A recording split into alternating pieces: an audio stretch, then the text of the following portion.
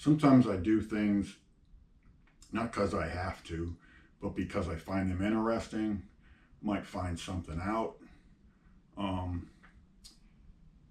and to learn a new skill, or just because.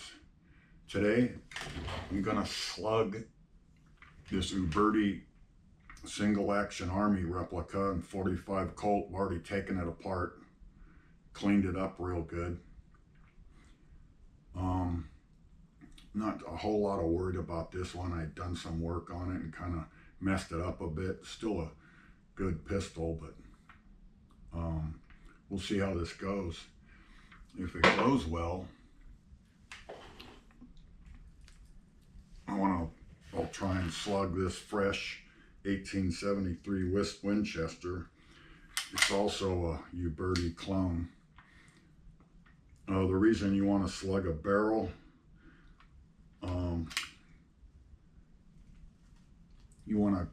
people want to, it's for accuracy or to get the right size so you get less gas blowback and lead the barrel. So you get the size, and you cast and size your bullets till they fit the right way. This one doesn't seem to be real accurate as best I can tell, but we're going to take it from here. And like I said, we'll try it on the single action army first and see how it goes.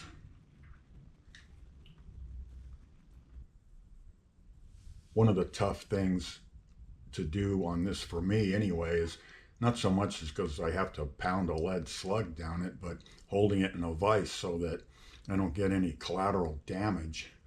One thing I really didn't want to do is I took the extractor rod off of it. I didn't want to do it. The screws on these, as soon as you even touch them, they get all budgered up.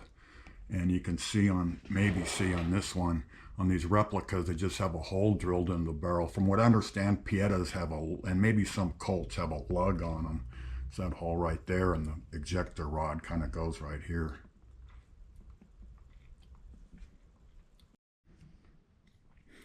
So what I'm going to use here is some 5-weight 30 oil to lube the barrel. I got some wood dowels, some soft lead slugging bullets from Nakonos. They're over here in Benicia, and a hammer. Now these are 452. That's the size of bullet I usually buy, and that's what the nominal diameter is. But we're going to see if it'll fill the grooves on this rifling, if I can get it through.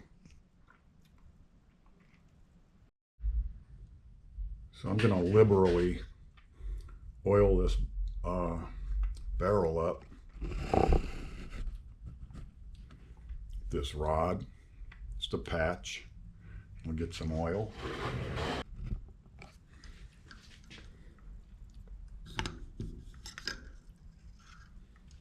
Okay. Do it again just for grins.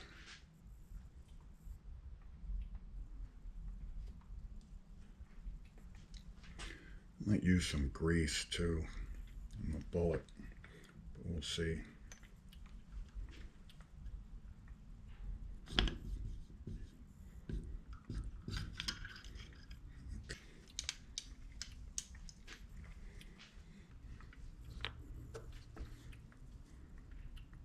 It's lithium grease. I'm going to put this bullet in going the opposite way. There's lots of things on the internet telling you how to do this. We're going to try that. Okay, this is going to be the moment of truth here. If I can even get it started. Things start getting slippery. So if you can see that there. So we're going to give it some love taps and see if it'll start to go in.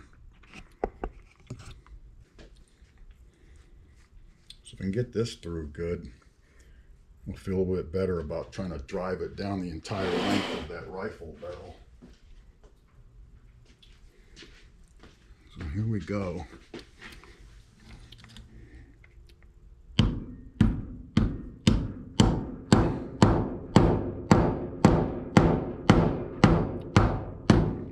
Okay, once it got started, went through pretty good. Got it almost flush with the barrel now. I want to jack that crown up. So now we'll get our dowel and we'll see how it goes.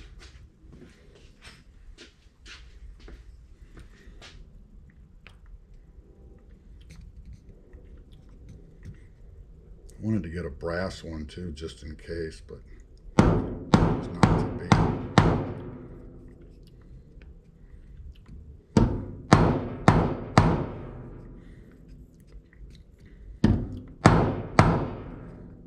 Starting to go.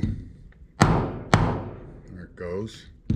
Now a little bit easier. I don't know if you can see that. It's going right through.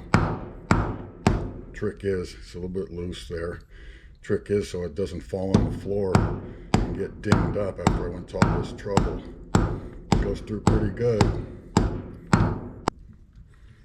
I've learned with this gun, or any of them actually, if I do any work on it, be patient, especially with these screws. It's a hassle buying new screws and parts now here. If this goes as easy on that rifle, I won't have any problem. I'm not really hitting it hard, and I'm not wrecking anything. Closing in on that forcing cone. See what that feels like. A little bit of resistance there. Getting close to the forcing cone. A little bit harder there. I had this barrel pretty clean. There might be some lead fouling near the forcing cone. Ooh, I am almost there. Now the trick is so it doesn't crash onto the floor.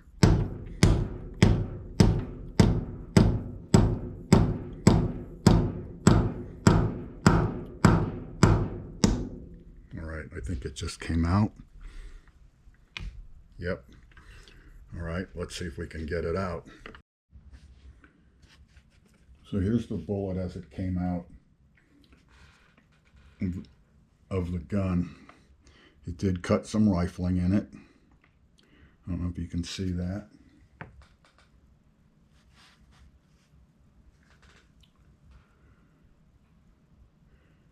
Not a whole lot of damage.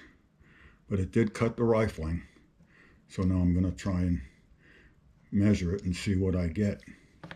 So this has an even amount of grooves in it, so I can measure right across. I'll use calipers. They say a micrometer is better, but I don't have one. So let's see what I get. Let me use these digital calipers here. By the way, I don't have Starrett or Mitsutoyo or whatever it's called. These eye gauging ones, they've served me real well for thousands of reloading tasks, as it were. So let's take a look at this. We'll zero it out. So it measures 450.0, 450, 495.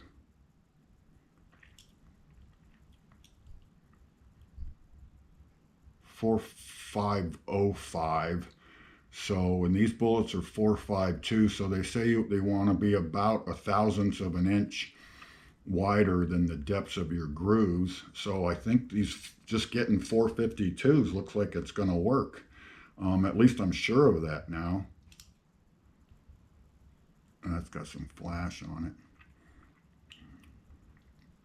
it. Yeah, about 450 is what it is. So at 452, the best I can do with this. 451.5. I'm going to say 452s. The stock ones I buy are going to be fine. So we'll see at a later date when I do that rifle how it comes out.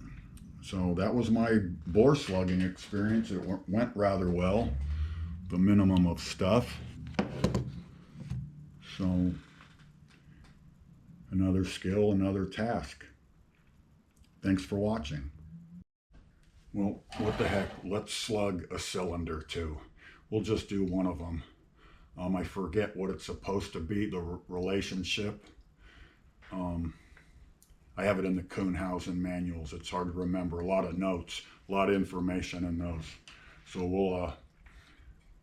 we'll vise this up and then we'll slug it out and see what the throat measures.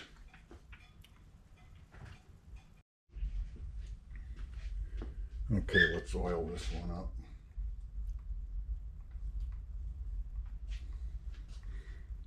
It's 5 weight 30. And just go right through here. Get a bullet here.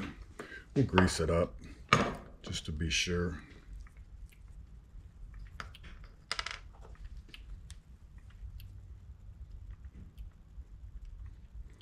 This one will go for reels in the direction of travel.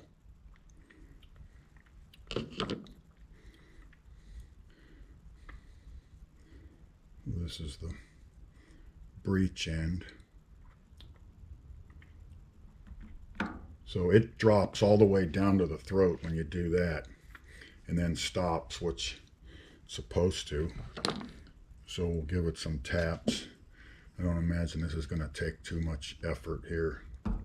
I didn't want to tighten it. So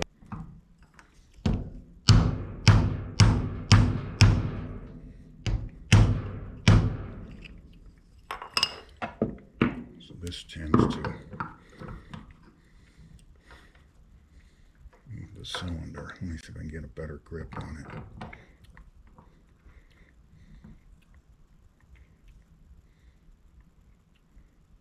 I don't want to do it too much.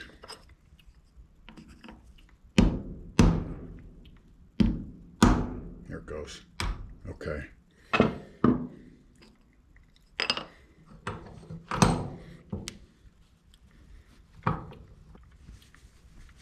And I didn't torque up my cylinder. Those other scratches are just from the bolt dragging on it, normal use. So I'll measure that one and see what it does. So basically I think you want it to squeeze it down before it, or swage it before it goes into the, as it enters the forcing cone. So they're 452 before I do anything with them. I measured them before. Now it's 452. So it's a little bit 453,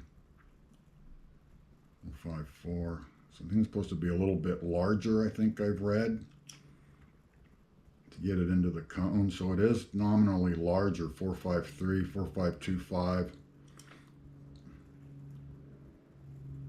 4515, 4515. So I think it is nominally, best I can tell, thousandths bigger than the grooves in the rifling. So that was a chamber, or excuse me, the cylinder.